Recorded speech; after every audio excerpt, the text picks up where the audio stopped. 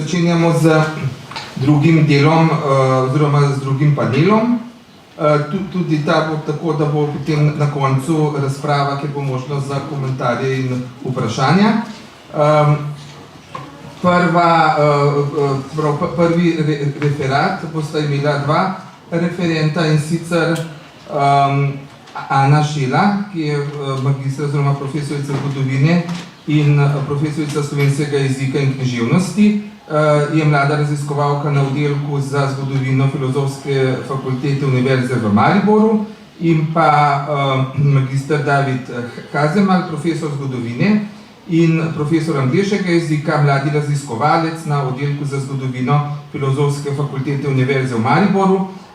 Predstavila nam pa bosta prispevek spremljanje idej o slovenski samostojnosti med slovensko emigracijo v Zvezni republiki Nemčiji v 70-ih letih s strani jugoslovanske oziroma slovenske službe državne varnosti. Evo, kar dajem besedo. Ja, hvala za besedo in za predstavitev. In lepo pozdravljeni še z najine strani. Zahvaljujeva se seveda za povabilo, da lahko predstaviva najine izsledke, večletne pravzaprav že raziskave, ki temelji zlasti na dokumentih službe državne varnosti, ki jih hrani Arhiv Republike Slovenije. Nekatere sva zelo zanimivo naletela čisto po naključju in so se izkazala za izjemno zanimiva in še posebej povedna. Torej, tema današnjega referata, kot vidite, ideje o slovenski osamosvojitvi strani slovenskih emigrantov v zahodni Nemčiji oziroma Zvezni republiki Nemčiji, bo torej predstavljena skozi oči teh poročil, varnostnih ocen, potem tudi informacij službe državne varnosti, zato bo temu primerna tudi terminologija, govorila bova recimo o emigraciji in neizseljenstvu, tako da pač na to mogoče v začetku opozarjam. In ker so bili na slovenske emigrante nasploh v zahodnji Evropi, nasploh pri slovenski politični policiji, še posebej, če ne v določenem trenutku, mogoče celo najbolj pozorni, so nad glavnimi akterji neprestano bdeli, in ti dokumenti so zato izjemno obširni. In zato je tudi najina raziskava dokaj široka in o njej bi lahko oba z Davidom najbrž govorila v nedogled, zato se že vnaprej opravičujeva gospodu moderatorju, če bova nekoliko predolga, ampak bova poskušala biti jedrnata. Sicer pa bova v ta namen, da bova čim krajša, prikazala neko splošno sliko spremljanja slovenskih emigrantov v Zvezni republiki Nemčiji, pri čemer se bova, kot rečeno, osredotočila na slovensko politično emigracijo in tudi duhovnike v emigraciji. Na podlagi študije enega primera pa bova potem prikazala spremljanje idej o slovenski osamosvojitvi v Zvezni republiki Nemčiji. Zdaj za uvod mogoče to, da je slovenska politična policija slovensko emigracijo v splošnem delila najprej na duhovniško emigracijo in politično emigracijo, to pa dalje na zmerno, lojalno in ekstremno emigracijo. Ocenjevali so, da so bili politični emigranti razdeljeni na več heterogenih skupin, ampak z različnimi ideološkimi platformami, ki naj bi si tudi nasprotovale, naj bi si bile skupne v naslednjih točkah, kot so zapisali v ekstremnem nacionalizmu, v separatizmu, v antikomunizmu in splošnem sovraštvu proti Jugoslaviji, tako so zapisali v dokumentih.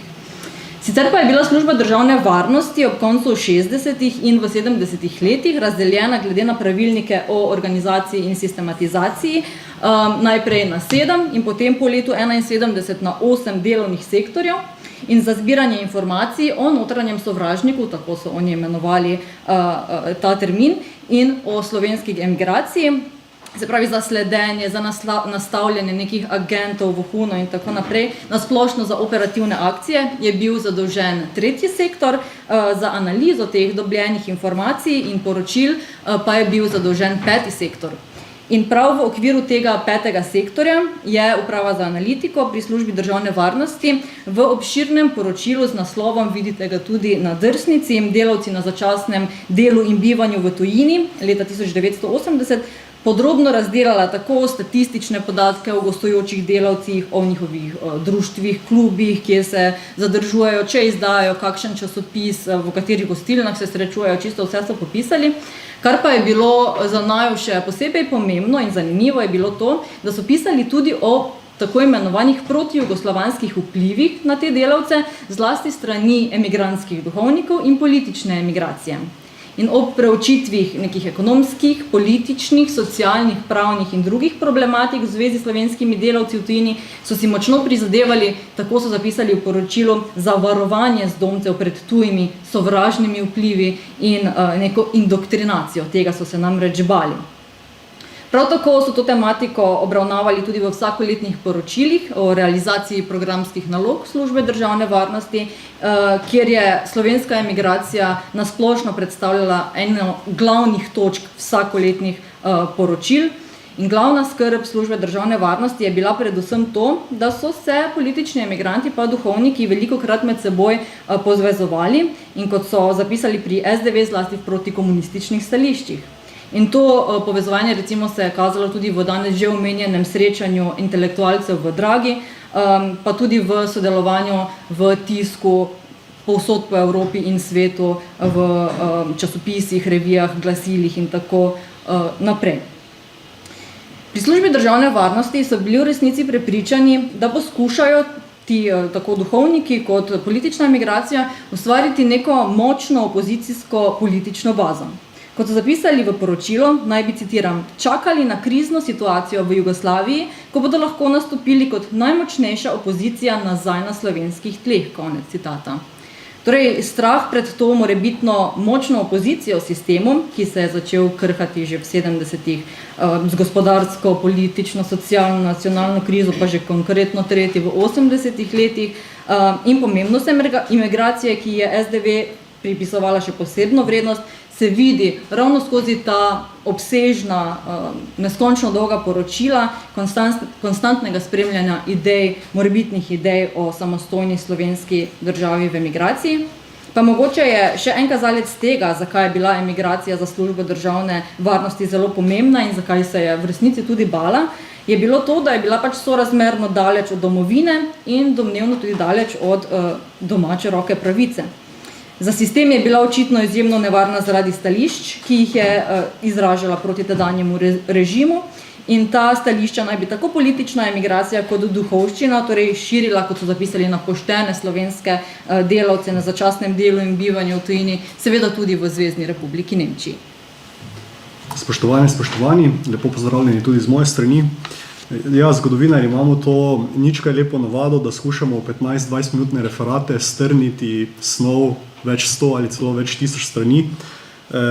Zato bom skušal ta segment, ki govori o izseljeniški oziroma selitveni dinamiki v Zvezni republiki Nemčiji, strniti oziroma ga zreducirati na jugoslovanski oziroma specifično slovenski aspekt oziroma slovensko dinamiko. Zahodno nemško gospodarstvo je pričelo sredi 50-ih let oziroma začetku 60-ih zaradi pomanjkanja lastne na veliko novačiti tujo delovno silo. Ker so bili apetiti zahodno-nemškega gospodarskega čudeža oziroma Wirtschaftswunderja čedalje večji, je leta 1961 zgrajen Berlinski zid to dodatno še ohromil, se pravi dotok delovne sile iz Nemške demokratične republike, zato so bili primorani v ZRN implementirati sistem novačenja začasnih oziroma pod narekovaji gostujočih delavcev. Do leta 1973, kot zanimivost, že v uvodu pojasnjeno poimenovanje Gastarbeiter v nemškem pravnem jeziku še ni imelo veljave. No, ti gastarbeiteri oziroma delavci so začeli prihajati iz drugih držav. ZRN je sklenila vrsto novih sporazumov o regulaciji novačenja tujih delavcev z različnimi državami, najprej državami v bližini, potem pa celo z daljnimi državami. No, to obdobje novačenja delovne sile so raziskovalci označili za obdobje gastarbeiterjev.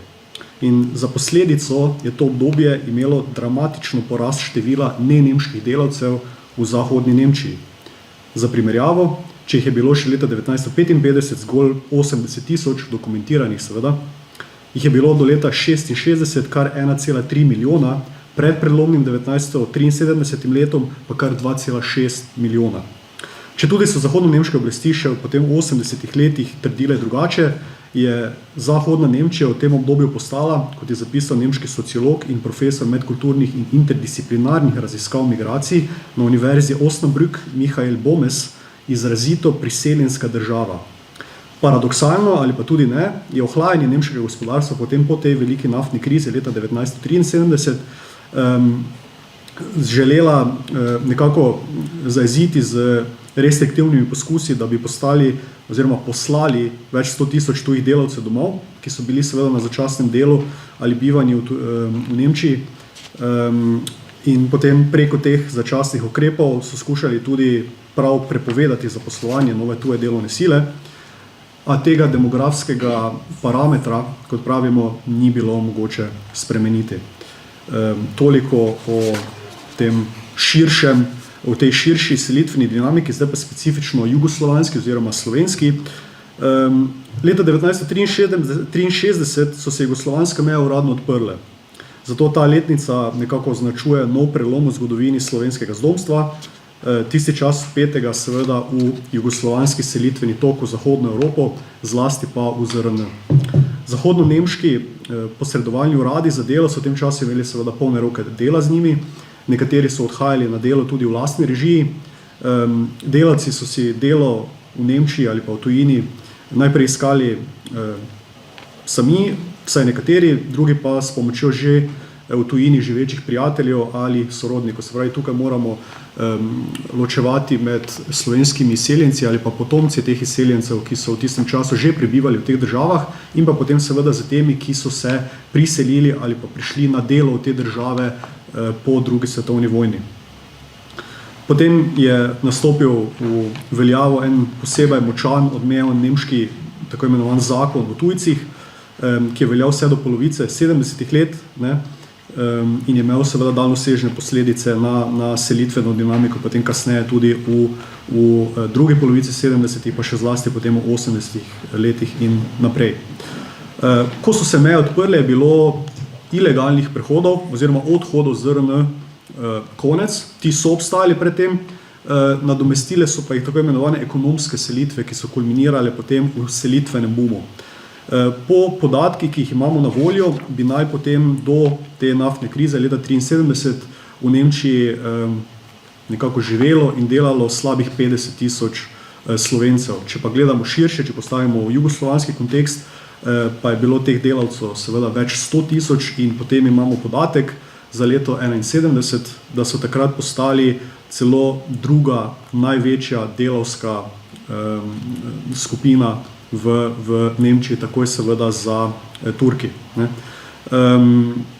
Potem nekako po tej krizi leta 1973 se, kot že rečeno, ta dinamika ustavila, ampak pojavil se en zanimiv paradoks, ki ga ne bom tukaj v detajle opisoval, ker je bolj pomembno potem tisto, kar sledi v nadaljevanju referata, ampak števila delavcev in njihovih družinskih članov, ki so takrat živeli v Nemčiji, ni bilo možno reducirati. Zakaj? Ker tiste delavce, ki so poslali domov, tisti so res odšli domov, ampak tisti delavci, ki so pa že živeli v Nemčiji, so že imeli državljanstva, pa so k sebi poklicali oziroma so k njim prišle potem družine, družinski člani, tudi sorodniki, potem so tudi tisti pridobili državljanstva s časoma seveda, tako da je ta odstotek potem ostajal nekako enak. Z katerih koncev Slovenije so se najmnožičneje izseljevali, tukaj imamo na zemljevidu, o tem ne bi tukaj preveč dolgovezil, bi pa dodal, da so bili med vsemi delavci na začasnem bivanju in delu v Nemčiji tudi se strani nemških oblasti priznani kot najmarljivejši.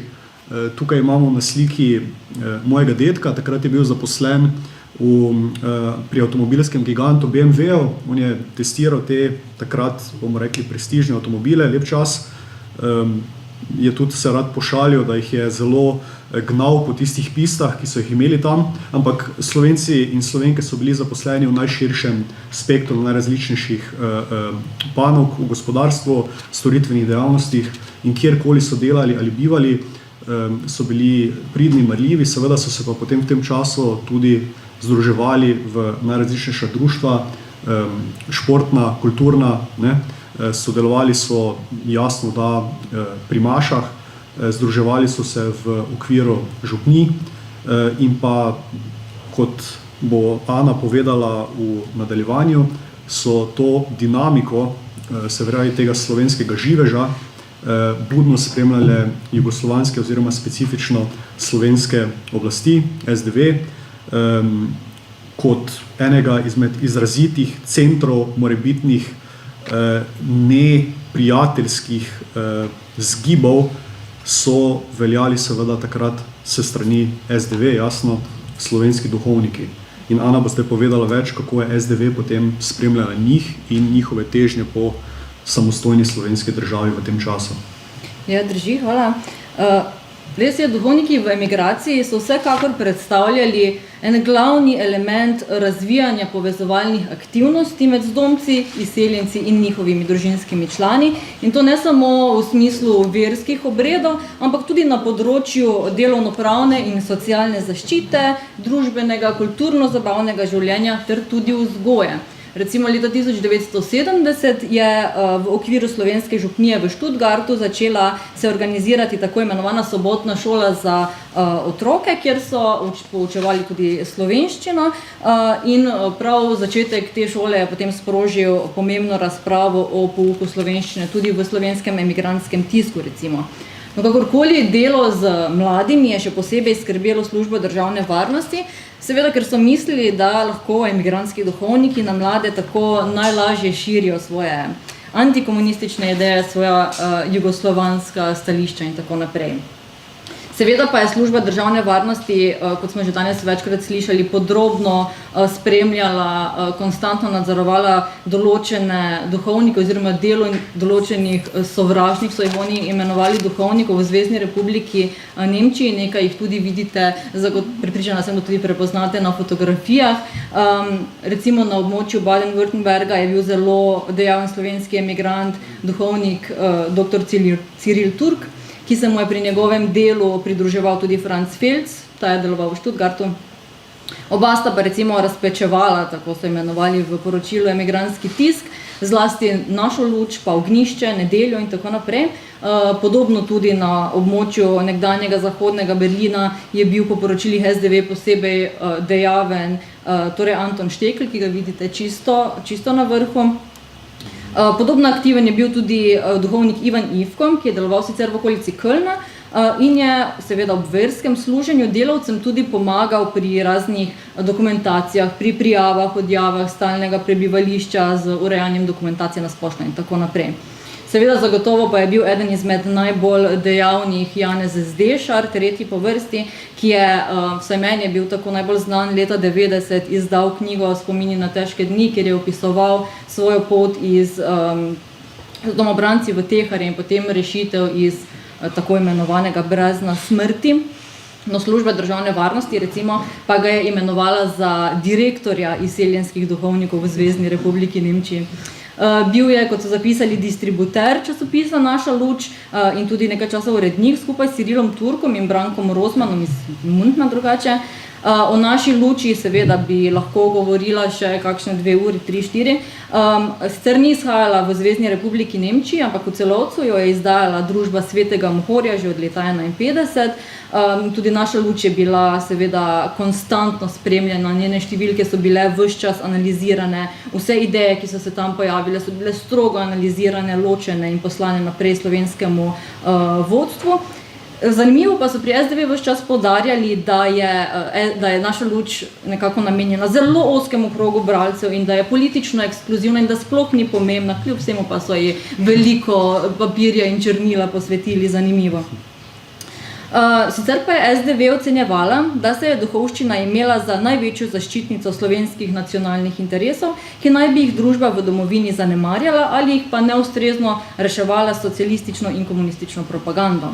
Služba državne varnosti je prav tako sklepala, da je poglavitna vloga emigrantskih duhovnikov indoktrinacija slovenskih delavcev na začasnem delu in bivanju v Zvezni republiki Nemčije in seveda tudi njihovih otrok in da nanje pritiska svojo subverzivno oziroma sovražno propagando. No, cilj slovenskega emigrantskega katoliškega tiska naj bi bil po službi državne varnosti dokazati in prikazati tudi prednosti kapitalističnega zahodnega sistema. In res so v svojih prispevkih se duhovniki zavzemali za večstrankarski sistem, še posebej pa za svobodno izbiro in zlasti izražanje veroizpovedi.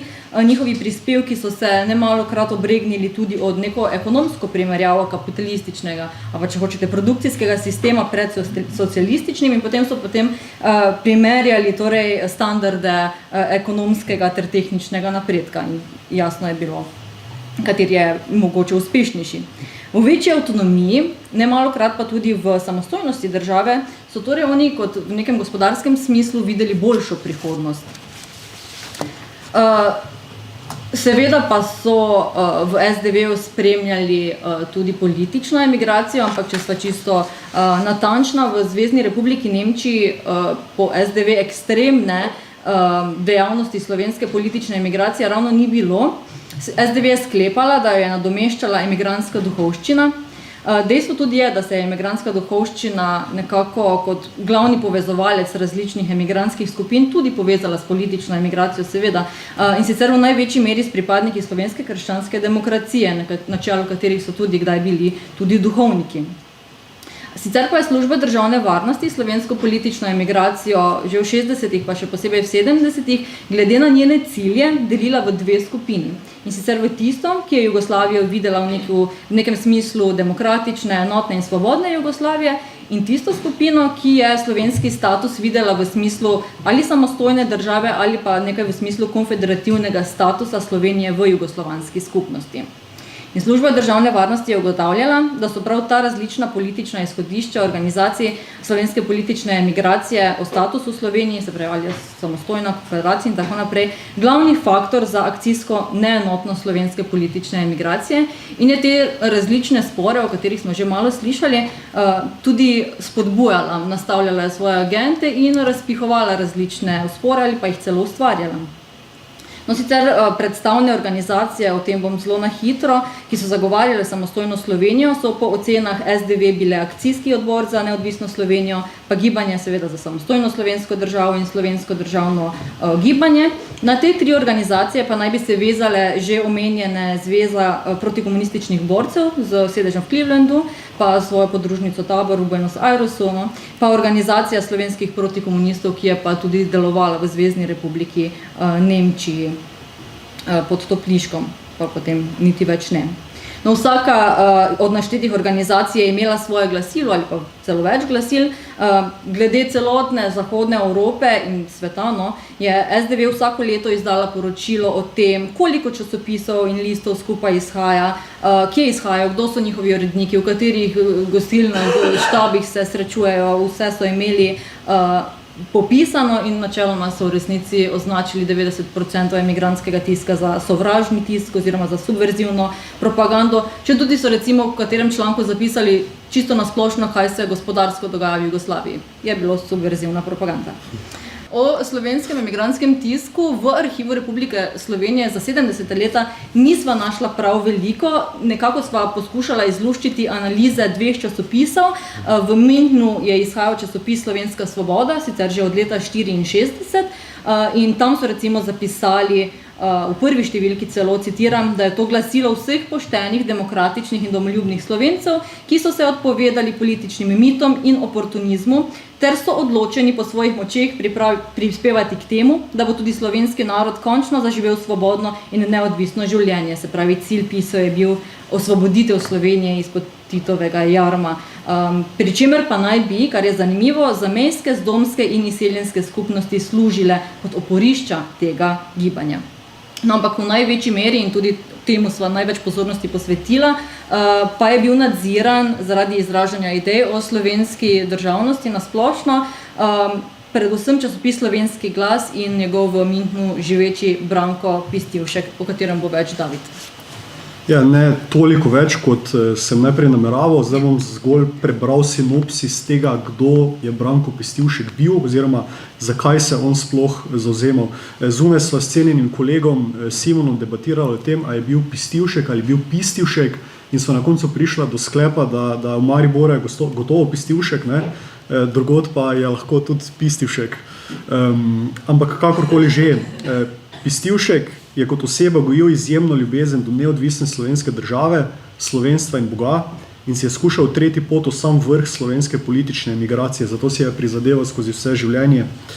Seveda svojo ostro retoriko, uperjeno zoper pritiske nemškega nacionalizma nad koroške Slovence, priseljevanje Srbov in drugih narodov z območja Balkana v Slovenijo, ter še posebej zoper jugoslovansko komunistično oblast. Po vzoru znanih in vplivnih slovenskih narodnih buditeljev, kot sta bila Anton Korošec in Janez Evangelist Krek, je skušal Pestivšek konsolidirati svoje idejno-politične nazore v enovit politični program, ki ga pod psevdonimom ali v sodelovanju z domnevnimi drugimi pisci in pod okriljem samooklicanega slovenskega narodnega predstavništva v Švici deklariral za edinega, ki nosi težo, njegovo predstavniško telo pa za edino, ki ima to pristojnost, da naslavlja vsa slovenska vprašanja tistega časa. S takšnimi dejanji in stališči trčijo že izoblikovane smernice veliko močnejših krogov slovenske politične emigracije, danes smo veliko slišali že o njih, ki ga niso sprejele z odprtimi rokami. Pestivška to ni pokončalo, temveč ga je radikaliziralo. Njegovo glasilo Slovenski glas, ki je izhajalo od leta 1978 do 1986, je postalo zelo verjetno najbolj radikalno izmed vseh slovenskih glasil oziroma glasil slovenske politične emigracije, vsaj v srednji Evropi. Povsem verjetno je, da je na koncu poti slovenskega glasu videl združeno in neodvisno slovensko državo, ki bi bila poseljena samo Slovenci, prevzgojenimi na način, kot si ga je zamislil sam.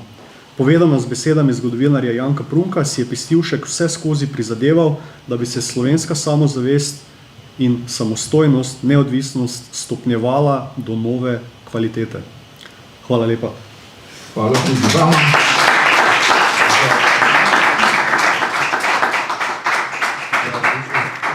Za zelo zanimiv referat, ki pa je žal tako kot vsi ostali časovno omejen.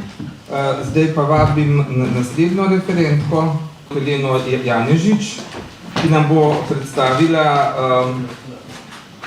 osamosvojitveno misel v tako imenovanem zloglasnem Nukovem D-fondu. Tako da kar vabim k besedi. Helena Janežič je univerzitetna diplomirana profesorica zgodovine in je skrbnica zbirke knjižničnega gradiva Slovencev v zamejstvu in po svetu v Nuku. Prav lepo pozdravljeni tudi v mojem imenu. Moj današnji referat ima naslov Nukov D-fond in slovenska osamosvojitvena misel.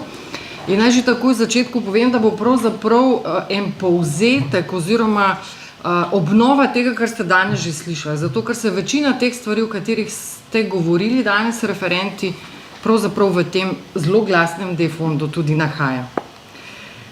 Nukov D-fond med leti 1945 in 1991 prepovedane literature obsega nekaj več kot 800 naslovov monografij in periodičnih tiskov.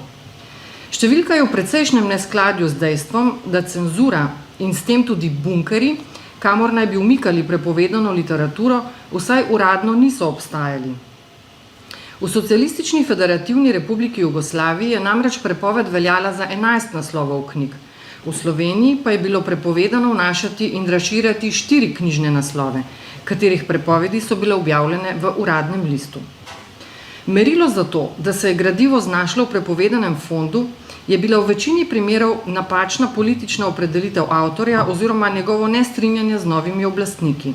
Pa seveda vsebina, ki je bila nasprotna našemu gledanju na poglavitna življenjska vprašanja, kakor je zapisano v opombah k prvemu seznamu izločenih leposlovnih knjig in revij, ki se trajno ali začasno izločijo iz prometa, pod katerega se je 27. junija 1945 podpisal minister za prosveto Ferdo Kozak. Knjižnične fonde so polnili vestni uslužbenci, ki so kljub nejasnim navodilom vedeli, kaj ne sme med bralce.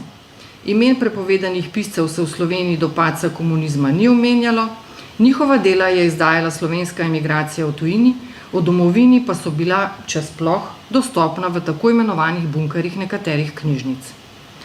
Med množico del, ki so se v dobrih 45 letih znašla na policah Nukovega D-fonda, so tam zagotovo najbolj pričakovana prav tista, ki prinašajo misel na slovensko samostojnost. Ta je bila v nekdanji Jugoslaviji ena najbolj preganjanih in tudi zato še danes vedno vemo premalo o silni želji in prizadevanjih, ki so jih v idejo samostojne Slovenije vlagali naši rojaki, živeči izven meja takratne države. Ideja o samostojni Sloveniji se je previdno pojavljala že v 20. in 30. letih prejšnjega stoletja. Prvič je bila jasno zapisana leta 1941, ko je dr. Lambert Ehrlich predstavil svoj program Višarske Slovenije. Zmago komunizma leta 1945 in odhodom številnih Slovencev v tujino je z njimi na tuje odšla tudi misel na samostojno Slovenijo. Prelili so jo na papir med knjižne platnice in jo zapisali v glasila in časopise. Del teh zapisov je našel pot tudi vnuk in s pomočjo dragocenih dokumentov in knjižničnega gradiva lahko sestavimo zgodbo slovenske osamosvojitvene misli, ki je med rojaki v zamejstvu in izseljenstvu rasla že mnogo pred koncem 80. let prejšnjega stoletja, ko je dobila krila in zagon tudi v matični domovini. Slovenska osamosvojitvena misel se je po svetu pojavljala tako, kot so se selili slovenski emigranti. Eden njenih najvidnejših zagovornikov, nekdani stražar in duhovni naslednik dr. Ehrlicha, dr. Ciril Žabot, je z delom in poslanstvom nadaljeval v tujini. Že marca 1946 je v Rimu skupaj s somišljeniki ustanovil akcijski odbor za zedinjeno in suvereno slovensko državo. Od 1. maja 1946 so že izdajali svoje glasilo z naslovom Slovenska država. In že v prvi številki pojasnili, da je bil akcijski odbor ustanovljen z namenom, da sproži in začasno vodi vse slovensko gibanje za uresničenje temeljnih slovenskih narodno-političnih točk, ki so skupne vsem Slovencem. Leta 1947 se je Žabot preselil v ZDA. 1949 so se iz Italije v Chicago preselili še dr. Štefan Falež, Dušan Humar, Ludvik Leskovar, Mirko Geratič in Slavko Novak, ter že decembra tega leta začeli izdajati časopis Slovenska pravica. Naslednje leto jo je nadomestila Slovenska država, ki je sprva izhajala v Chicagu, od leta 1954 naprej pa vse do leta 2001 pa v Torontu. Leta 1955 je postala uradno glasilo slovenskega državnega gibanja. Namen glasila je bil jasno izražen že v prvi številki. Čeprav majhen, ima slovenski narod pravico do popolne narodne samostojnosti. Najpopolnejša oblika narodne samobitnosti pa je lastna narodna država. Karkoli hočemo, za karkoli se borimo in s komorkoli sodelujemo, mora imeti svojo podlago v naši najosnovnejši pravici, v lastni državni samostojnosti. Slovenska država naj bo zato izraz volje vseh zavednih Slovencev doma in v tujini, ki se zavedajo, da mora slovenski narod biti na svoji zemlji sam svoj gospod. Žabot je bil leta 1954 tudi med ustanovitelji slovenskega državnega gibanja, ki je imelo poslanstvo seznanjanje tujine s slovenskimi težnjami po samostojnosti. Je tudi avtor znamenite in v Sloveniji prepovedane knjige Slovenija včeraj, danes in jutri, ki je šla leta 1967 v Celovcu, ter Neminljive Slovenije, ki jo je spisal tik pred svojo smrtjo in je šla le 3 leta pred razglasitvijo slovenske samostojnosti. Kljub težkim razmeram in negotovi prihodnosti slovenskih beguncev pred komunizmom je misel na samostojno Slovenijo živela tudi v povojnih begunskih taboriščih v Italiji in Avstriji. Zgodovinar in duhovnik France Dolinar je na podlagi predavanj, ki jih je imel v begunskih taboriščih leta 1948 v Špitalu pod psevdonimom Peter Levičnik, objavil brošuro Slovenska državna misel in v njej zagovarjal idejo neodvisne in samostojne Slovenije. Izvodi brošur so krožili po begunskih taboriščih v Avstriji in Italiji, pa tudi po Trstu, Rimu in Gorici. Dolinarja lahko poimenujemo kar prerok slovenske države, saj je bil povsem prepričan, da bo slovenski narod preživel le, če bo imel lastno državo. To je stalno ponavljal tudi v svojih spisih in pismih prijateljem in znancem po vsem svetu. Slovenci so negovali in razvijali slovensko osamosvojitveno misel na različnih koncih sveta. Neodvisno od akcijskega odbora so somišljeniki slovenske državne ideje delovali tudi v Argentini. Leta 1953 so v Buenos Airesu ustanovili društvo Slovenski dom, ki je izdajalo glasilo Slovenska pot, Camino je Sloveno. Njegova stalna in zvesta sodelavca sta bila Pavle Verbic in Tine Duh, urejal ga je Jože Kessler. Ta je v članku Narod sredi Evrope, objavljenem leta 1953 in sicer v Slovenski državi, poudaril, da je slovensko ljudstvo samobiten narod z lastno preteklostjo, tradicijo, kulturo in zavestjo narodne skupnosti, katere ljudstvo biva na strnjenem ozemlju.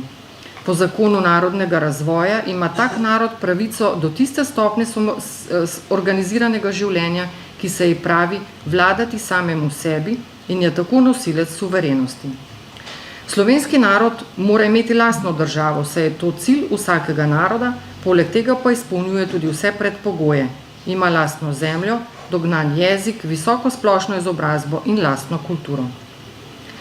V glasilu Slovenska pot, ki se je leta 1958 idejno priključilo slovenskemu državnemu gibanju, so člani gibanja zapisali še bolj natančno izoblikovane težnje in poudarili zgodovinskost izjave, ki bo citiram, v borbi za slovensko svobodo in neodvisnost kot temelj služila vsem svobodoljubnim in zavednim Slovencem v zamejstvu.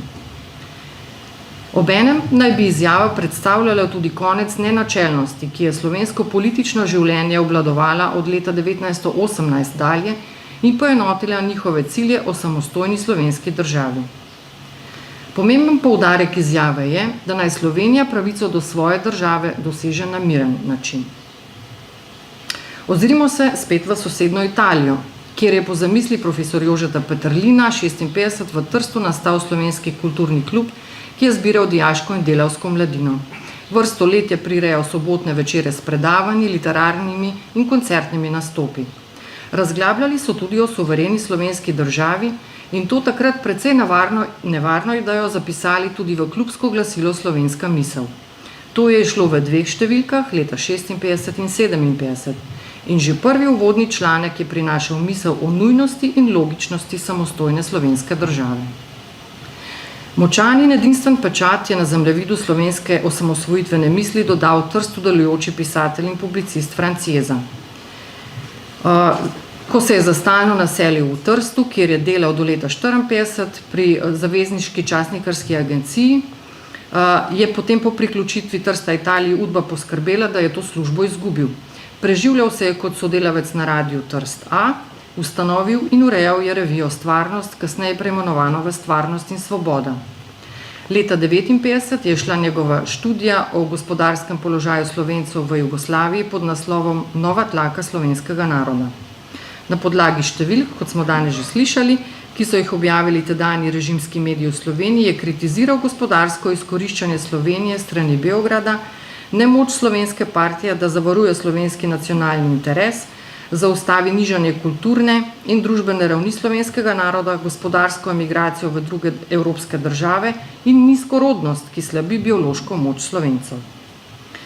V 60. letih je v Trstu deloval akcijski odbor za neodvisno Slovenijo, ki ga je osnoval prav Jeza s somišljeniki. Večino dela je sicer opravil sam, med opaznejšimi je bilo tiskanje propagandnih letakov, ki so Slovence pozivali, naj se trudijo za neodvisnost in samostojnost Slovenije. Jeza jih je, največkrat ob koncih tedna, ko so Slovenci prihajali v Trst, zatikal za brisalce jugoslovanskih avtomobilov s slovenskimi registrskimi tablicami, pošiljal pa jih je tudi v Slovenijo na naslove posameznih izobražencev.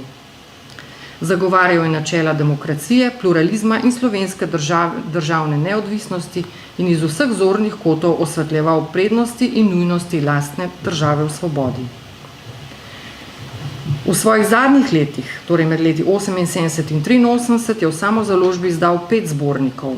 Tudi ti so bili danes že omenjeni, imajo res pomenljive naslove: Alternativa, Iniciativa, Demokracija, Akcija in Neodvisna Slovenija.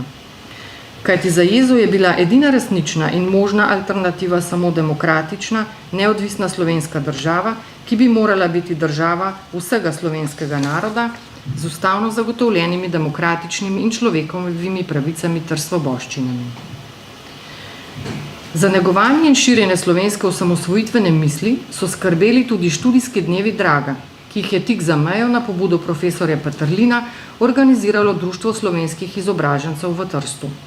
Srečanja, ki so sprva potekala v vasici Draga, nato na občinah, so predstavljala, in na nek način so to tudi še danes, prostor razprav o slovenstvu, demokraciji in demokratični rasti Slovenije. Udeleženci Drage so leta 1969 med drugim poslušali predavanje Franca Jeze z naslovom Kakšno pot naj si izbirajo Slovenci za najboljšo mednarodno uveljavitev, v katerem je zelo jasno povedal, da ta pot predstavlja samostojno slovensko državo. Problematika o osamosvojitvi Slovenije je bila na študijskih dnevih Draga nazorno izpostavljena leta 1984 na predavanju pisatelja in publicista Bojana Štiha. Vrhunec študijskih dni leta 1989 pa je bilo nedvomno predavanje pravnika in politika dr. Franceta Bučarja z naslovom Slovenija med Evropo in Balkanom. Avtor je v njem ocenil, da so Slovenci pred odločilno preokretnico in to enako in morda še bolj, kot so bili leta 1848, 1918, 41 ali 45. Čas je torej primeren, da Slovenija izstopi iz Jugoslavije. Predavanja so bila vsakokrat natisnjena v zborniku z naslovom Draga in letnico srečanja. Vsi zborniki so se brez izjeme znašli v Nukovem D-fondu. V 60. letih je v Münchnu začelo izhajati glasilo Slovenska svoboda, ki ga je pripravljal akcijski odbor za neodvisno Slovenijo. Njegove akcije so dosegle tudi Slovenijo, somišljeniki so po domovini skušali razširjati letak, ki je obsojal gospodarsko izkoriščanje vladajoče diktature in prebivalstvo pozival k spremembam. Leta 1965 je Münchenska slovenska svoboda izdala knjižico Slovenija hoče neodvisnost, natisnila pa jo je tiskarna Keber v Trstu.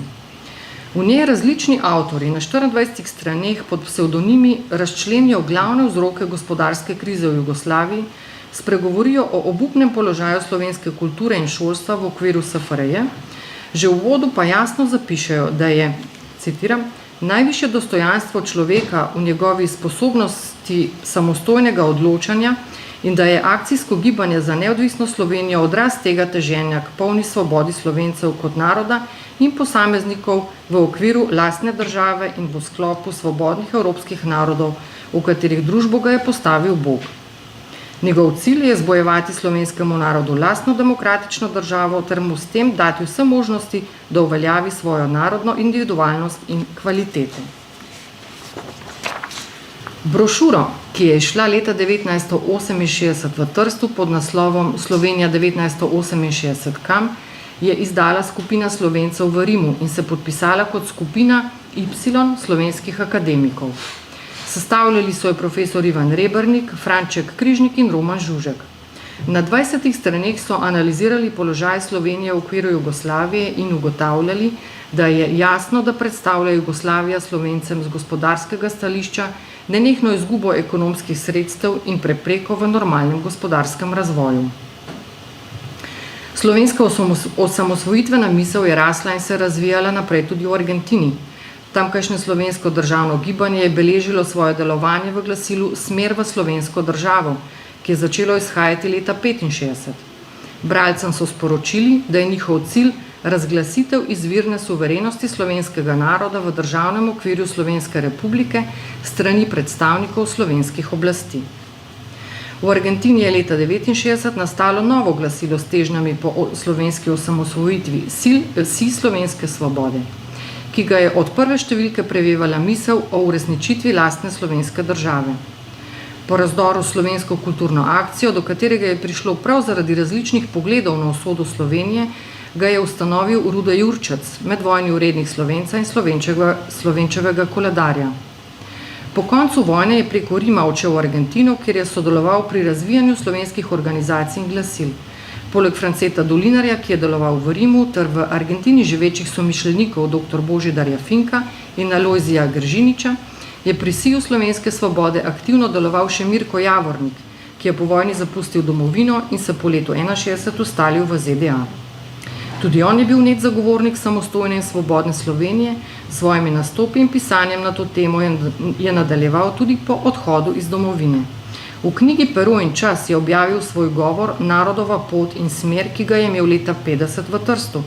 Po vsej verjetnosti je tudi avtor 2 prispevkov, kjer zagovarja neodvisno slovensko državo in sta bila leta 1951 objavljena v publikaciji Tabor. V zapisu je odločno postavljena teza, da si morajo Slovenci prizadevati za nastanek samostojne in neodvisne države.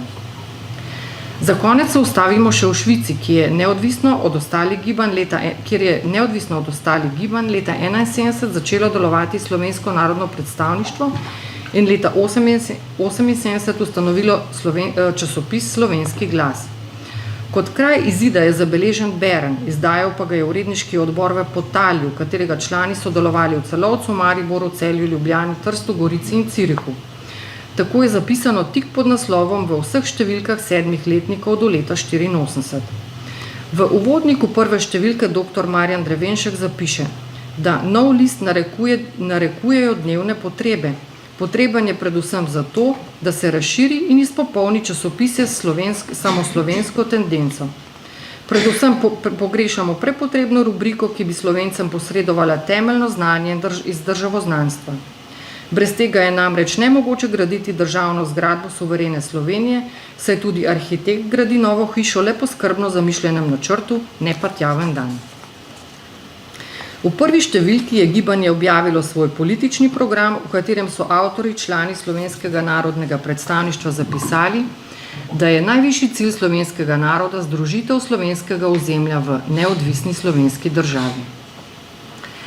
Slovenska osamosvojitvena misel je bila v zamejstvu in tujini tudi po številnih tiskanih izdajah sodeč precej bolj živa, kakor je smela in mogla biti v domovini.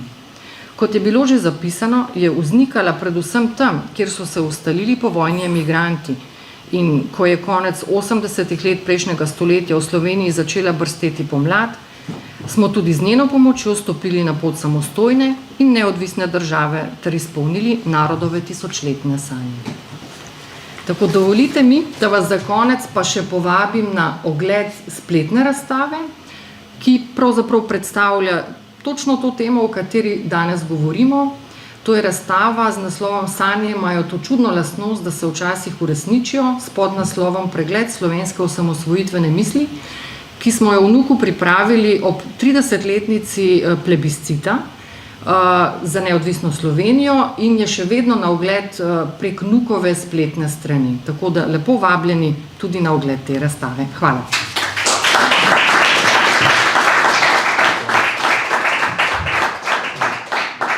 Najlepša hvala, gospe Heleni Janežič, za referat.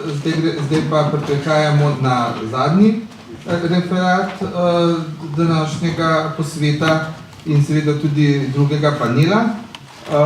Sodelavka, zgodovinarka in strokovna sodelavka v humanistiki Študijskega centra za narodno spravo Neža Strajnar nam bo predstavila odzive emigrantskega časopisja med leti 1990 do 1992 na uresničevanje samostojne in neodvisne Slovenije.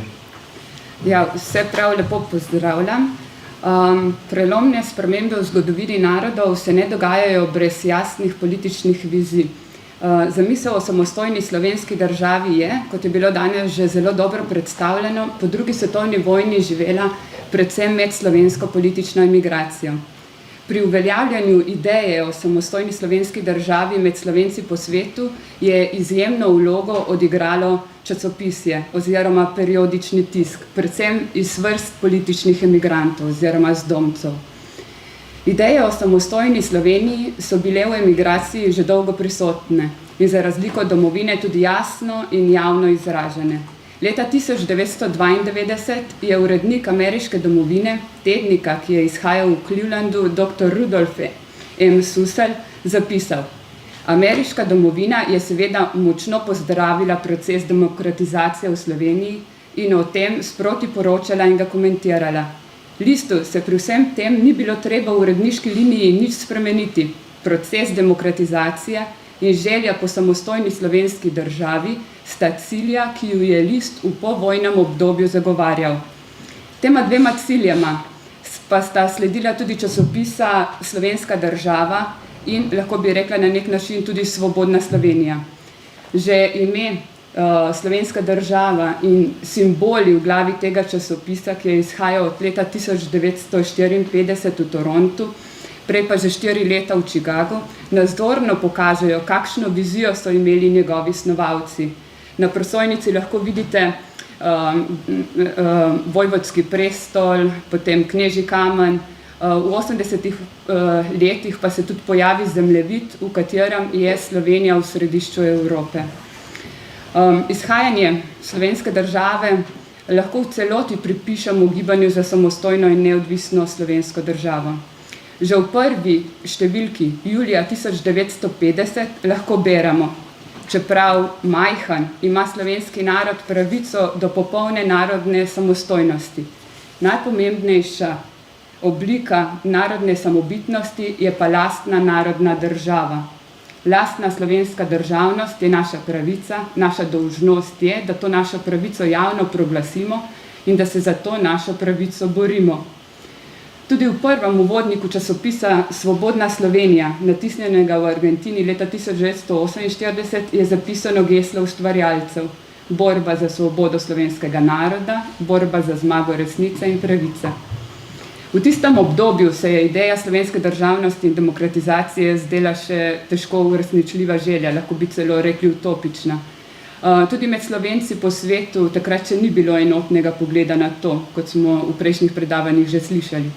So pa predvsem povojni politični emigranti slovensko identiteto v tujini zelo intenzivno ohranjali in razvijali. Zvesto so ohranjali slovenski jezik, kulturo, tradicijo, vero, narodno zavest in politično prepričanje.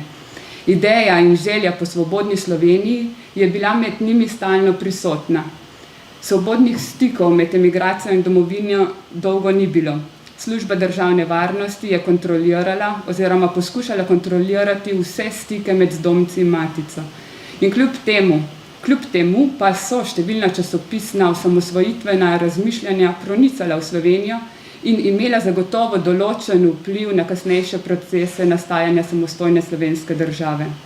V Sloveniji takrat ni bilo nobene svobode govora in mišljenja, vsaka alternativa vladajoči komunistični ideologiji je bila grobo zatrta in utišana, in to se je vleklo še globoko v 80. leta prejšnjega stoletja. Vendar pa se to potem dokaj hitro spreminja.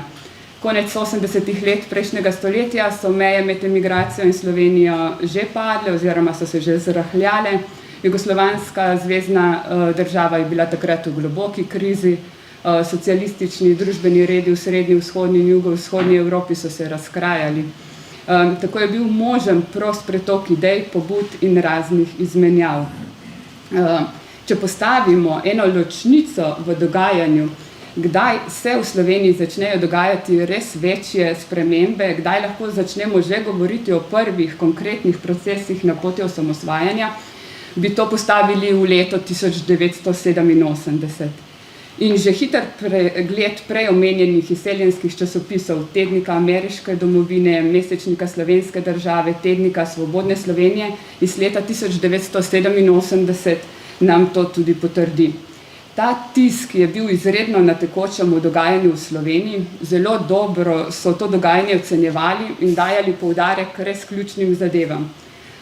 Naprimer, izid nove revije številka 57, ki je izšla 20. februarja 1987, je Svobodna Slovenija na začetku marca tako komentirala: nova revija je naslednica nekaterih slovenskih kulturno-literarnih revij Perspektive in prostor, ki jih je v preteklih desetletjih partija s silo zatrla, ker se pač niso ravnale po njih diktatih. V 57. številki nove revije pa so se že prej nakazane ali samo zaslutene ideje o slovenskem narodnem programu ali bolje razmišljanja o značaju, zgodovini, sedanjosti in bodočnosti slovenskega naroda izkristalizirale in sprevrgle v zahteve. Bilo je to junaško dejanje, saj so skoraj vse misli v opreki z uradno partijsko linijo.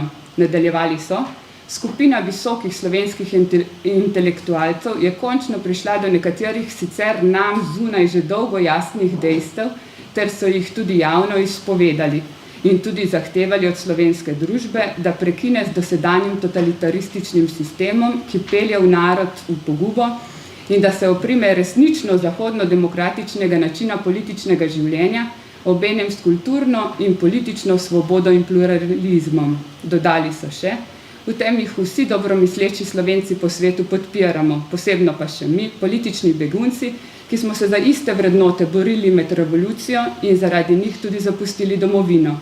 Bodočnost ni lahka, pot je strma, oblastniki drže vajeti in jih nočejo spustiti. Tudi Ameriška domovina je že 3. marca 1987 na podoben način komentirala izid 57. številke nove revije. Vinko Levstik je v prispevku z naslovom Priporočila in predlogi demokratičnim Slovencem zapisal: najglobje razprave in zapise pa je mogoče brati v Novi reviji.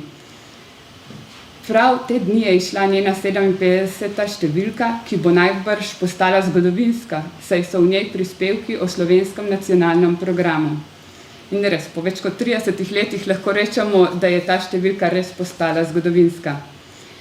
Ti časopisi so poleg tega, da so svoje bralce informirali o dogajanju v Sloveniji, aktivno širili tudi svoje ideale, svoj pogled na prihodnost Slovenije, ter predvsem zagovarjali smiselnost prizadevanj za svobodno Slovenijo.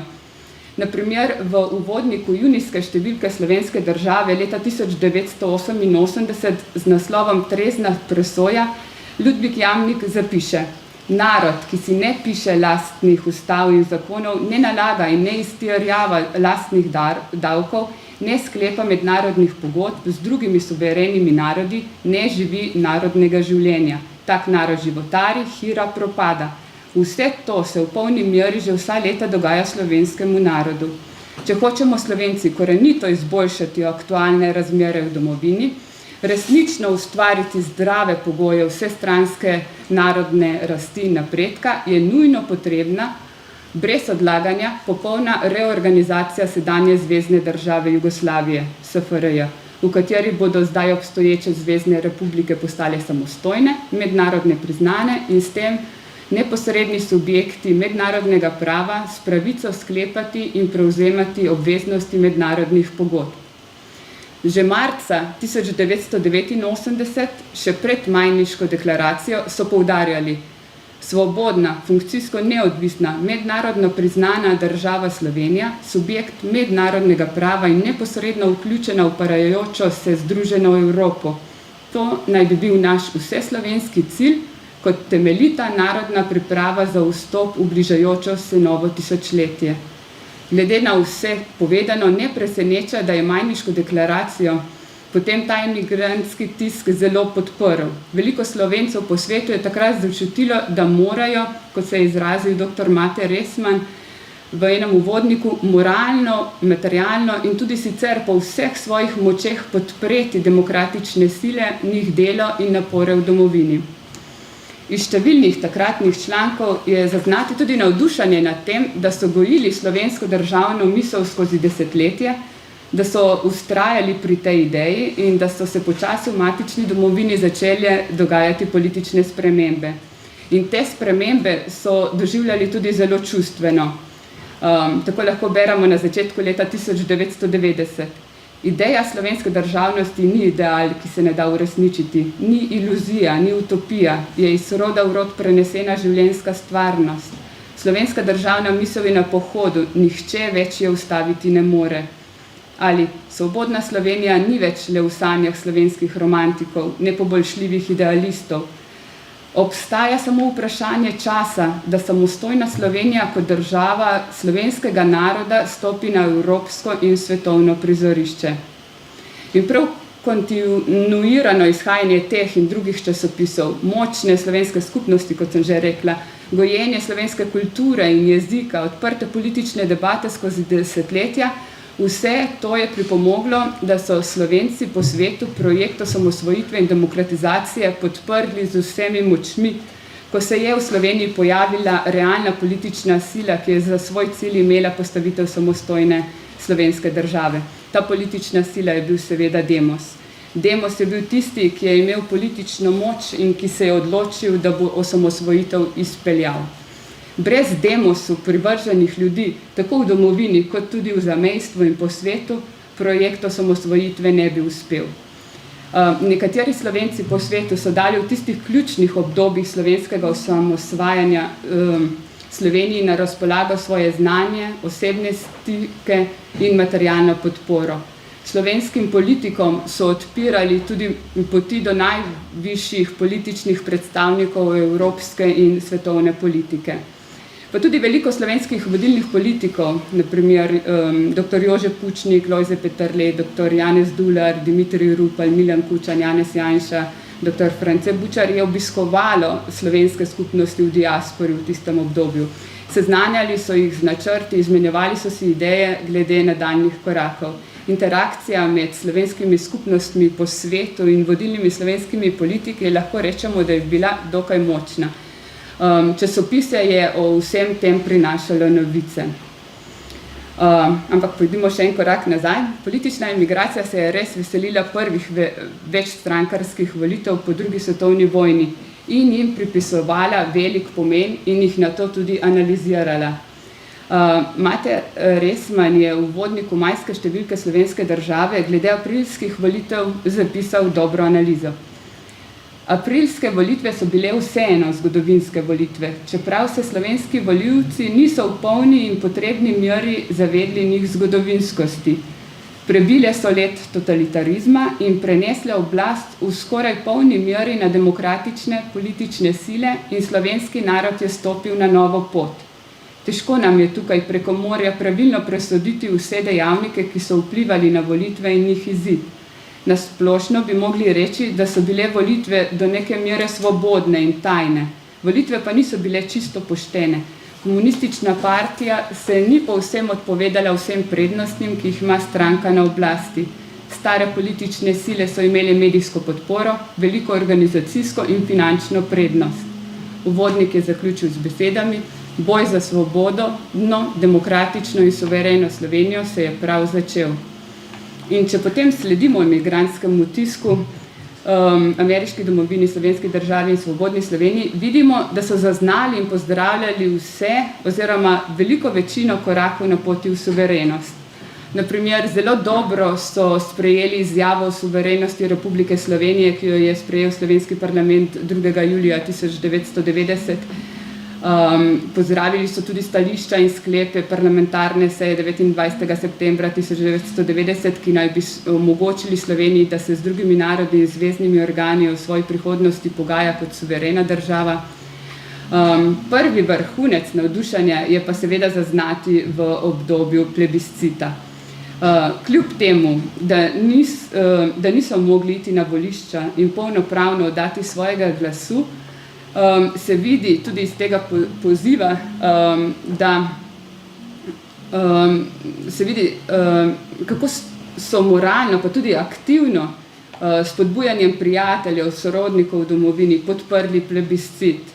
Iz samega veselja so zbirali tudi svoje podpise za in teh podpisov ni bilo malo. Izid z več kot 88% volilnih upravičencev za samostojno Slovenijo je presenetil tako rekoč vse. Res prisrčni, čustveni so prispevki tega tiska iz tega obdobja. Vidi se že iz naslovnic, kako so skupaj s Slovenijo o pomembnih prelomnicah praznovali. Ažurno in podrobno so poročali o končnih pripravah na dejansko samosvojitev. Kar nekaj je prispevkov tudi o pripravah na ustanovitev slovenskega kongresa. Drugi vrhunec navdušanja je zaznati ob razglasitvi samostojne Slovenije. Ob tem pa tudi zaskrbljenost zaradi vojne v Sloveniji. Iz tega tiska se lepo vidi tudi, da je razvoj dogodkov v Sloveniji junija 1991 povzročil poenotenje, strnitev vrst različnih skupnosti Slovencev po svetu. Takrat so se vsi povezali in se izkazali z neverjetno stopnjo angažiranosti, solidarnosti in sodelovanja, tudi med ljudmi z različnimi svetovno-nazorskimi prepričanji. In so vsi enotno podprli procese demokratizacije in samosvajanja Slovenije. Zdomski tisk je podrobno poročal o vlogi slovenske teritorialne obrambe in policije v osamosvojitveni vojni za Slovenijo. Objavljali so pisma, deklaracije in proteste znotraj svojih držav za mir, za čim prejšnje priznanje slovenske države, ter zbirali najprej finančna sredstva za financiranje demokratičnih strank, ter potem pa predvsem za povračilo škode, ki jo je prinesla osamosvojitvena vojna. Navdušeno so poročali o prizadevanjih Slovencev v zamejstvu in po svetu, njihovih akcijah, da bi zagotovili mednarodno priznanje. Najpomembnejši doprinos k slovenski osamosvojitvi strani diaspore je prav to, da so številne slovenske skupnosti v tujini, številni Slovenci po svetu izvajali močan pritisk na njihove vlade za priznanje Slovenije. Dejansko lahko rečemo, da so slovenski rojaki nadomestili slovensko diplomacijo, ki jo Slovenija v tistem obdobju osamosvajanja še ni imela. Tretji vrhunec navdušenja je zaznati ob mednarodnem priznanju Slovenije. Prve neevropske države, ki so priznali samostojno Slovenijo, so bile prav države, v katerih je bila močna slovenska diaspora. 15. januarja in 16. januarja 1992 tako priznajo samostojno Slovenijo Kanada, Avstralija, Argentina. 7. aprila 1992 prizna še ZDA, ki so bile sprva zelo zadržane do slovenske osamosvojitve. Dokončno je bila Slovenija v mednarodno skupnost sprejeta 22. marca 1992, ko je postala 176. članica Združenih narodov. Vsi tej dosežki so odmevali tudi v emigrantskem časopisju. In prav ti časopisi so tudi predstavljali prostor, kjer so lahko vodilni slovenski politiki se zahvalili za vneto delo slovenskih skupnosti in posameznikov pri mednarodnem priznanju Slovenije. Ob hitrih in učinkovito izpeljanih osamosvojitvenih akcijah je obenem nastopil tudi čas za refleksijo glede poteka prehoda v demokratično ureditev. Zdomski tisk in njegovi ustvarjalci so opozarjali na težave in pasti prehoda iz totalitarnega sistema v demokracijo. Na Slovenijo so gledali z očmi, ni več, kar je bila, prej in še ni, kar naj bi bila. Veliko so razmišljali o narodni spravi, o procesu dekomunizacije družbe, o popravi krivic, o ilustraciji, o privatizaciji.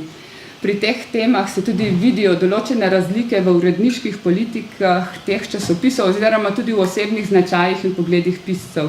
Nekateri so bili bolj ostri in kritični nad procesom demokratizacije, pričakovali so hitrejše spremembe, drugi pa so bolj odprto oziroma bolj razumevajoče se veselili manjših korakov na poti demokratizacije.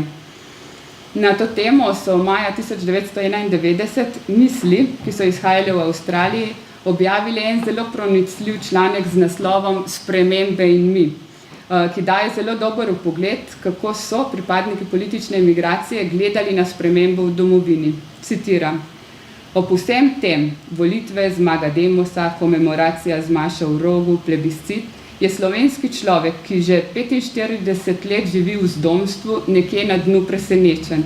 V tem presenečenju se meša navdušenje in nezaupanje, želja po še hitrejšem procesu in previdnost v korakih, misel, da je vse doseženo in občutek, da se morda pravo delo šele začenja. Po 45 letih garanja in vztrajnosti v emigraciji, ko smo z bolečino v srcu odklanjali vsak stik z uradno domovino, ker je bila komunistično pogojena in vodena, a smo istočasno zato še toliko bolj mislili na njene ljudi in vrednote, se nam po dolgih desetletjih zaprta vrata domovine odpirajo. Prva misel ob tem je, saj ni mogoče. Po izvoljeni demokratični vladi nam uradna Slovenija ni več sovražna. Nasprotno, zanima se za nas, nas vabi v svojo sredo, nas obiskuje. V nadaljevanju prispevka so se spraševali, kakšen naj bo odnos do matične domovine, ali ji lahko že zaupajo, ali naj bodo še previdni. Naj za ponazoritev, kakšen pogled so imeli na stanje demokracije v Sloveniji, navedem še nekaj citatov. Slovenska demokracija je v hudih stiskah tudi zaradi tega, ker so vsi mediji v rokah komunistične opozicije. Tako so ljudem povsem enostransko, velikokrat lažno, največkrat pa zaničljivo in prezrljivo obveščeni o delu vlade in parlamentarne večine. Ali pa eno leto iz enoumja v pluralizem je prekratko in nekateri na tej poti niso storili še niti koraka, zlasti osebe pri obveščevalnih sredstvih, tisku, radio in televiziji. Gospodarski položaj v Sloveniji so na primeru v ameriški domovini tako komentirali. Rdeče enoumje je pripeljalo gospodarstvo na rob bankrota. Trezni opazovalci računajo, da bodo za ozdravljenje potrebna 4 leta. Urednik te revije, ki je bil v aprilu 1991 na enotedenskem obisku v Sloveniji, je poudaril, Kakor v vseh drugih državah vzhodne Evrope bo prehodno obdobje med komunizmom in ustaljeno demokratično ureditvijo trajalo veliko več časa, kot se je v prvem navdušenju po padcu komunističnih režimov zadnja leta zdelo. Poleg tega bo ta proces povezan s hudimi preizkušnjami za vse prizadete narode, tudi slovenskega.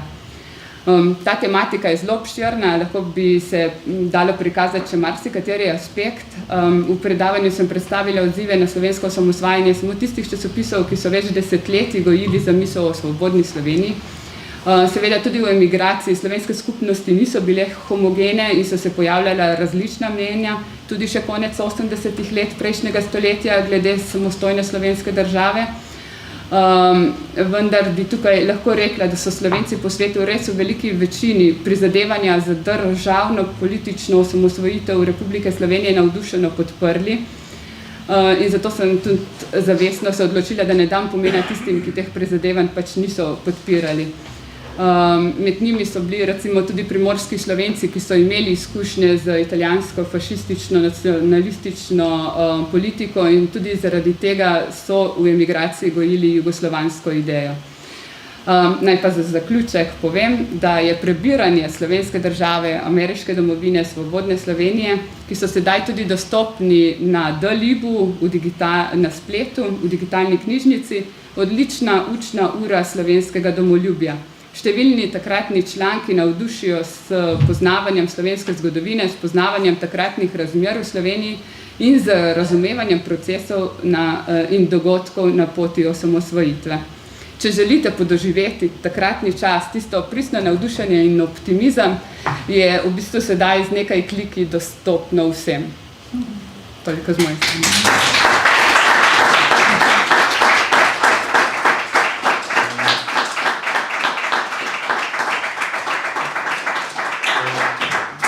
Najlepša hvala kolegici Neži Strajnar. S tem referatom smo tudi zaključili drugi panel in celoten znanstven posvet, kar se tiče predstavitve referatov. Imamo na voljo še čas za razpravo. Da pa ne pozabim povedati, me je pa prele urednik Dilem, to je periodične znanstvene revije, ki jo izdajo Študijski center za narodno spravo, opozoril. Naj vsem povem, ker so se pojavljala že vprašanja, da bomo vse te današnje prispevke objavili v eni ali pa celo v naslednji številki Dilem, tako da si boste vse podrobnosti, kar danes zaradi omejitve časa niste mogli slišati, da se boste lahko prebrali v Dilemah. Zdaj pa dajem na razpolago še, če ima kdo mogoče kakšno vprašanje k tem trem referatom, ki smo jih slišali v drugem panelu, ali pa komentarje. Ja, gospod, ki se nam je pred kratkim pridružil. Ja, dober dan, Jan Skitička, bivši knjižničar. K temle referatu seveda bi imel kakšno dopolnilo, ker sem vesel, da take stvari sploh obstojajo, tovrstna srečanja in tako dejavnosti. Glede Luka, dodajena gospa Janežičeva Luka, ne bi povedal, da Luk je, kako je Luk sploh nastal. To je še premalo znano. Prvo lopatko za izgradnjo Luka je zastavil kdo? Banda Tlačen je prvo lopatko. Če lahko vas tam prečujem, danes otvarjamo razstavo prav o tem, kako je Luk bil zgrajen. Tako da lahko povabili zvečer sigurno. Ki sploh tudi o Luk in tako naprej. Jaz pišem tega trenutno knjigo o Orlih in te stvari, ki se tukaj govorijo, so nasplošno zelo dobro, da so podane, samo so veliko premalo prisotne med Slovenci. Med nami, v okviru Slovenije, pa so jih bili tudi na zadnjih volitvah, kot so sedanji premije, je nekaj govoril o dnevu 9.5. kot enem datumu osvoboditve, čeprav da to običajna okupacija s stalinizmom, po domače povedano. Na operi tam namreč vide slike Stalina Tita, 9.5.45, fotografija, jako Prešerno. Zdaj, imate mogoče kakšen konkreten vprašanje v zvezi s kakšnim referatom? Ja, imam konkreten predlog. Se pravi, da se te stvari še veliko bolj poudarja, ne da se prepričujemo nas prepričane, ampak da to na primeren način pride tudi v široko slovensko javnost, pa tudi v evropsko javnost, da se izdaja obsežna bela knjiga o tem, kako hudo so posebej majhne narode, tudi naš slovenski, prizadeli te imperializmi. Da se ne bojo, predvsem, da ne bo ta plat pokomunistična stalno sebe prikazovala kot nekaj zelo pozitivnega, ker to nikakor ni bila. To je bilo izrazito samo usiljene stalinizma v Slovenijo ob dokazani 80% katoliški kulturi v Sloveniji. Leta 1938, decembra so bile v Sloveniji volitve, na katerih je katoliški politik, zelo dober Anton Rošac, dobil 77% na poštenih volitvah, ne na takih, kot so bile zdaj. 77% glasov v Ljubljani in 80% glasov v celi Sloveniji, oziroma takrat je bila ponovila. O teh stvarih je treba dejansko še bolj primeren. A imate mogoče še kakšen konkretno prav za kakšen referat vprašanje? Ne, niti pravno se zadovoljim, pa še idej o svobodni Sloveniji, samostojni, bi dodal, da verjetno ni bila omenjena ob vseh naštetih idejah, ki sem jo jaz odkril ob študiranju gradiva za tole knjigo o njih. Namreč leta 1907 je knjigovodja, zelo dober knjigovodja iz Ljubljane, Ivan Podlesnik, organizacijski človek v Orlih, glavni organizator, rekel, ko bojo v vsakem kraju Slovenije zakorakali mladi fantje slovenski, katoliški, bo postala Slovenija ponosna hči do ponosnih hiši slovenstva. Veste, eno so ideje slovenstva, drugo je pa konkretno tista življenjska, kadrovska moč med prebivalstvom, da je neka dežela dejansko tudi taka samostojna, kulturno profilirana, ker to se je celo pokazalo, da leta 1938, ko so se malo naivno katoliki zanašali, če smo dobili 73% glasov, zdaj pa sploh nobenem nič ne more. Pa temu nažalost ni tako. Prav, najlepša hvala, se bo potem še malo po tem dogodku še prostor, da se... So bili izredno slovensko usmerjeni. Komentirati na sto način. Zdaj, imam mogoče še kdo drug kakšno vprašanje ali pa komentar, mogoče gospod... Gospod Tomez za predmov? Hvala, David Kazemali.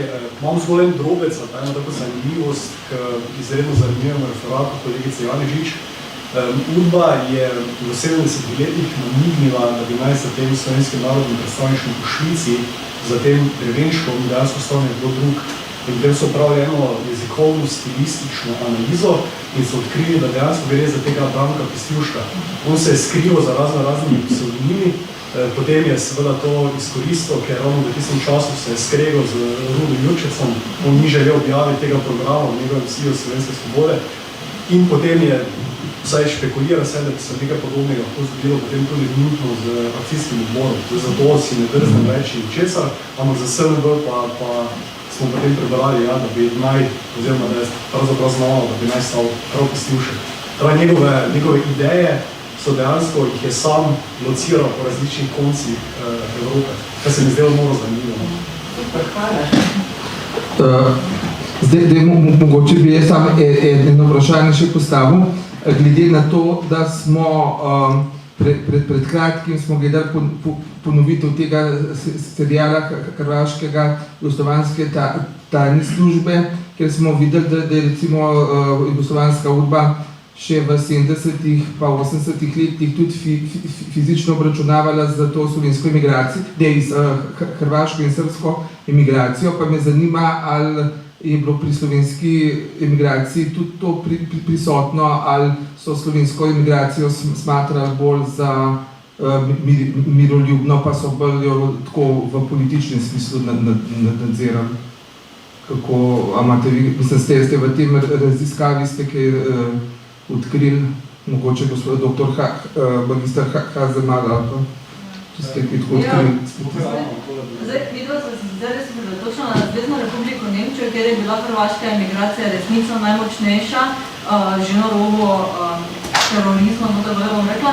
Ampak kar se pa tiče slovenske emigracije, pa so prevladovali duhovniki, ki so bili seveda nekoliko bolj rekla umirjeni, tako da neke ekstremne niti politične emigracije v 70-ih in v 80-ih letih, tako kot strani emigracije dokočine, ni bilo. So bili bolj glasni v svojih idejah, ki so jih izražali potem skozi časopis. Tako da je služba državne varnosti potem, vsaj v 70-ih in 80-ih letih, bolj spremljala in sledila, kaj dosti pa pravzaprav ni naredila. No. Bolj v 60-ih letih, recimo Janez Putlišek, sem prepričana, da gospodom Merza je bilo ravno to. Ja. Sem bolj nekaj izmislil tudi besedo dati, če bi še kaj komentiral. Ja. V 60-ih, drugače pa edini, praktično edini, če vzamemo tiste tako imenovane bande po vojni, so bande, ko se oni... Matjažova vojska pa tiste, ki so prodirajo sodelovanje v zemlji Sloveniji, rekel, v tem diverzantskem navleku televizijskem smislu.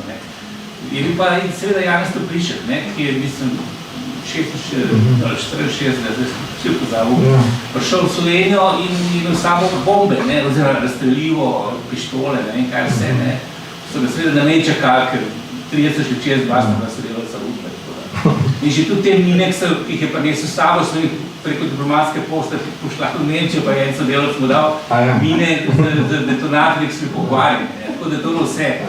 Nima nobenih šans, ampak dejansko on je hotel z oboroženim bojem in z propagando, ko se je on predstavljal, da bo enostavno prevrnil komunizem in nastavil svobodno in demokratično slovensko državo. In potem je seveda on umrl, oziroma morda je celo umorjen, jaz tega ne moram dokazati. V Gradiški, ko je preskočil, ko je z nekim ujetnikom sta preskočili, oziroma sta neko lestvijo prešla čez tisti ogromen zid, so spod čakali in je dobil, ne vem, 25 strelov, veliko zad, veliko spredi, tako da verjetno so ga čakali, pa so ga praktično nekaj. Tako recimo iz 70-ih pa 80-ih let pa ni več tega? Ne, da jaz. Mogoče kakšne posameznike toliko, da so jih zajeli in potem grobo izprašali, ampak je bilo to. Ni bilo tega diverzantskega naboja, v hrvaškem migraciji. 100 ljudi so ubili in ugrabili, tudi enega slovenska udba, najmanj enega, pripeljalo Ljubljano, ki je zginil, hrvaški študent. Ampak ni bila to slovenska emigracija. Še doktor Tamara? So pa seveda imeli primer Slovenci, Avstriji, Nemčiji in tudi drugod, je udba pritiskala na Slovence in je imela svoje sodelavce. Delno je to bilo objavljeno. In pa seveda, če se ravno spominjam gospoda Zdešarja, ki je, ko je prišel Tito na obisk v Nemčijo, so njemu, ker je pritiskala jugoslovanska država, omejili gibanje za tisti čas, ko je bil Tito, češ, da je nevarnost, da bo ne vem kaj povzročil v Nemčiji. Take stvari so se dogajale in so tudi izredno dobro spremljali te ljudi.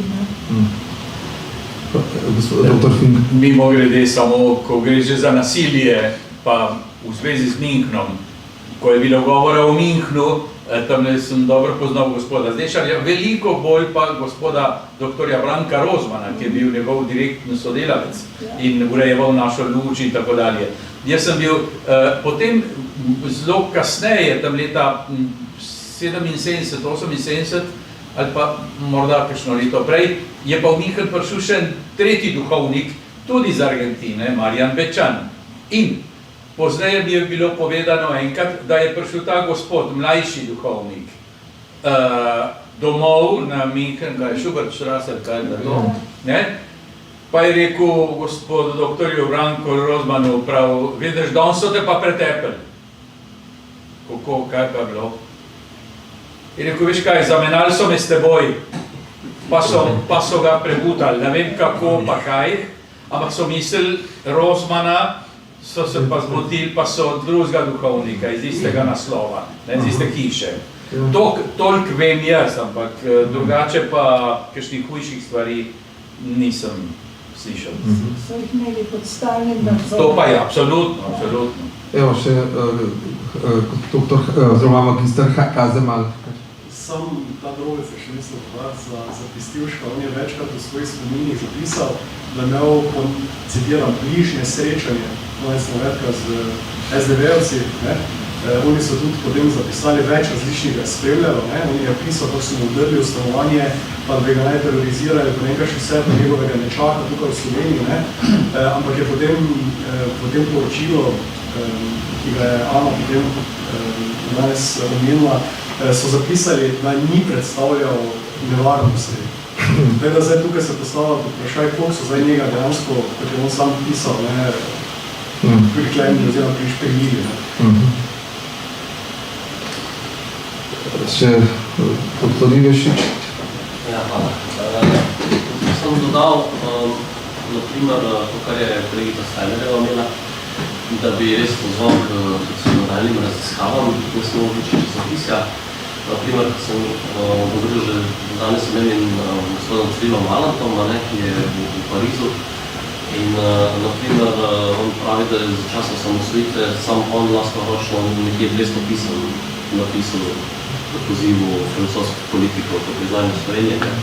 Potem tudi, naprimer, ko smo govorili v Švici pa v Bernu, tam je bila lektorca na univerzi Vedina Schmidt, ki je v Slovenski narodni noši šla na švicarsko televizijo zagovarjati samostojnost, nasproti je bil pa pač jugoslovanski veleposlanik v Švici, ki je bil pa crkven.